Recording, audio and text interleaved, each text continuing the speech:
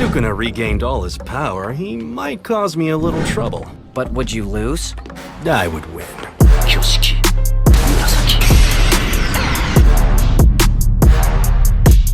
JuJutsu Kaisen author Gigi Akutami did what many creators and companies fear when it comes to their stories: killing off their most popular characters. And in today's video, we're going to talk about why it's a great thing that JuJutsu Kaisen had the balls to kill off Gojo, and why companies hate doing this. And we'll look at Marvel and DC as the prime examples of companies who refuse to let their characters die and why this hurts them in the long run. JuJutsu Kaisen is currently one of the most popular and most talked about shonen manga. With the release of the Season 2 anime and the hype that is happening with the serialization of the manga as it reaches its potential conclusion, fans are constantly online talking about the fights, techniques, and future of the series. So why is killing a main character a good thing for the story? Many popular stories have a huge cast of characters that readers can get into. Obviously, there is the main protagonist of the series, in this case Yuji Itadori, but we also have a massive main side cast like Megumi, Gojo, Nobara, and more. Each of these characters play a role in both pushing the plot forward, but also developing the story. Readers start to latch onto these side characters and begin to have favorites. Every good story needs to have conflict and stakes. And what's the best stake? Death. And this is something that DC and Marvel, two of the most popular comics publishers in the world, have forgotten, and if you stick around to the end of the video, you'll understand why. When you look at popular series like The Walking Dead or Game of Thrones, those IPs were not scared of killing off their main cast. In fact, at the end of each of those series, killing off a main character became a trope of the series. But at the beginning, when partakers of these series were getting into it, these character deaths were shocking. Ned Stark, being a popular character from day one on Game of Thrones, was killed off, letting viewers know that no one was safe on this show. That point was further proven in the Red Wedding episode when his wife and son, staples of the show, were driving the plot forward and they too were murdered. When you kill off a main character, you're telling the reader one thing: death is real, and that any character now has the potential to die. This is where Marvel and DC screwed up. Two things happened in 1993.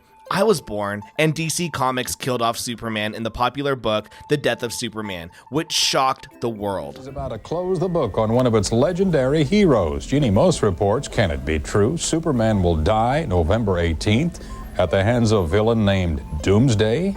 The goal of The Death of Superman was to tell the readers that Superman, the most powerful character in the DC universe, could be killed. And they did it. They killed Superman. Like I said earlier, every story needs conflict and stakes. And what's the best stake? The potential that a character that you love will die. Real-world consequences bring readers into the story, immersing them in that fear that whatever happens in the events that are taking place, not everyone will get out alive. We're seeing this right now in the events of My Hero Academia, we've seen it in Chainsaw Man, and we've seen it in a bunch of classic pieces of literature. Death is the greatest stake a story can have. So what happens when death becomes meaningless? Gege killing off Gojo tells the readers that the stakes of this fight with Sukuna is high.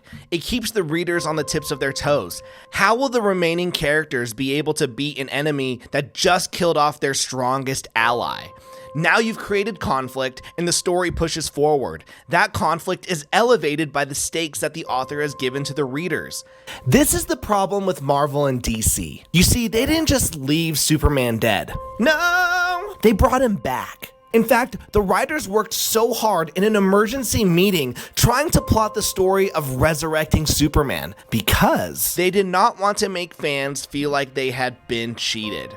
The consequences, however, of them bringing Superman back meant that death didn't matter in their universe and that anyone could come back to life at some point. We've seen this with Hal Jordan, Green Arrow, Superman, and even Batman. This did two things which I believe did massive damage to both Marvel and DC Comics as comic book storytellers. Number one, because death isn't a real thing, there are no real stakes in these stories because you know the status quo will always go back.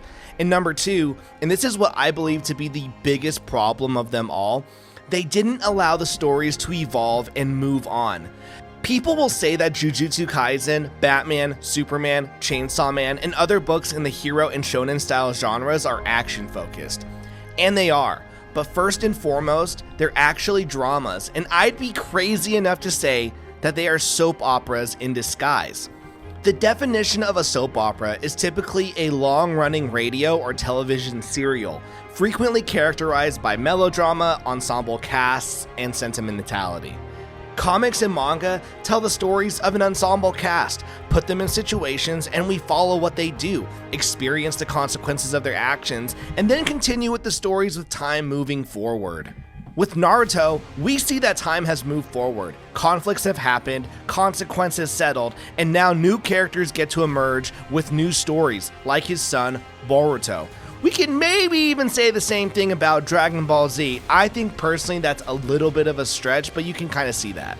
Time moves forward, the status quo changes. In JuJutsu Kaisen, the status quo has changed. Gojo is dead. The dude everyone was relying on is dead. And that's something that comics don't do. Time doesn't really move forward. They try to pretend that it does, but it doesn't, because the status quo always remains the same, and because of it, the comics become stale. JuJutsu Kaisen is popular because it's constantly shaking up what the fans have come to believe with the story, but in a good way. Gege is always keeping the readers on the tips of their toes, and with every new release, fans are super engaged in the current conflicts of the story.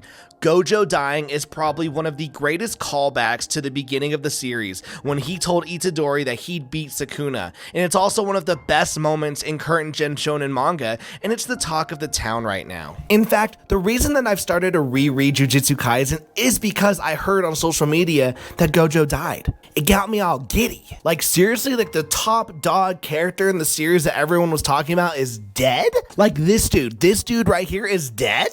And this makes me sad because as a Batman reader for the last 10 years, I don't know if I'll ever jump back into the series because I know that none of the stories are truly going to matter because the status quo is never going to change. At the end of the day, Batman will face a Joker, battle, win, and then Joker will get away and will repeat the same storyline over and over and over. And the problem right now that we're seeing in comics discourse is that because every writer who takes on Batman has their own take, there is a Batman that I like that my friend can read and go, that sucks, that's not Batman. But when I read his Batman, like any fan of Tom King's Batman, I can go, your Batman is not my Batman. But you know what? Naruto is Naruto. Goku is Goku. Do you see what I'm saying? Luffy is Luffy. Oda Sensei has decided that Luffy is Luffy, and no one can say, oh, well, I wonder what so-and-so's interpretation of it is, because there's no interpretation.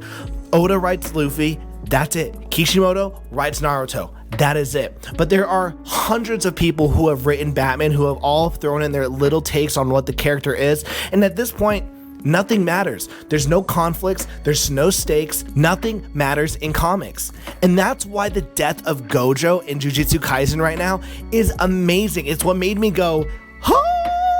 Because I like that stuff. I want to know that a character can die, especially a big character like Gojo. And I know that readers were also shocked, and it makes them even more into the series. You see, companies, they're scared to kill off these characters because they go, well, what do we do next? What do we do next? Get creative. Get creative, problem solve. All storytelling is just problem solving. Like, hey, how do I get from point A to point B? Problem solve. So honestly, yeah, I've been rereading JuJutsu Kaisen right now. I'm trying to get to the point where Gojo dies, but I'm very excited. I'm loving my reading, and yeah, I just think this is awesome. So thank you guys so much for watching. Remember to smash that like button, smash that subscribe button. Next week, I will take you guys into my reading of JuJutsu Kaisen.